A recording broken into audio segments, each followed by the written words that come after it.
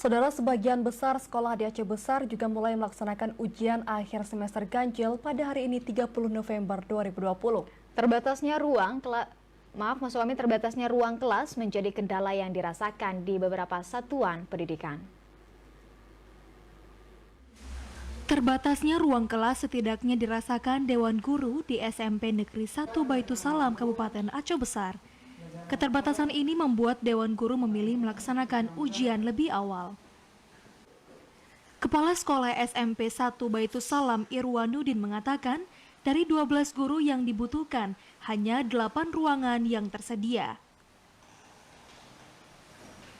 Jumlah itu dinilai kurang karena merujuk pada protokol kesehatan, satu ruang hanya diisi setengah dari total kapasitasnya.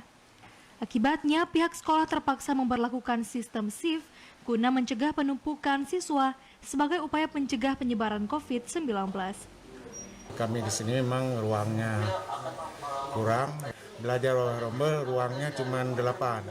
Jadi kita pakai shift, kita pakai per ruang itu seharusnya 30 orang siswa, terpaksa kita bagi 2. Jadi kita lakukan lebih awal sedikit karena tidak mencukupi.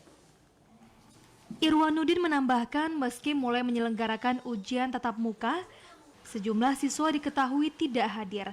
Akibatnya sejumlah guru terpaksa menjemput siswa ke rumah masing-masing. Sebanyak 340 pelajar kini menempuh pendidikan di SMP 1 Baitussalam Aceh Besar. Mereka umumnya berasal dari sejumlah kampung di kecamatan itu.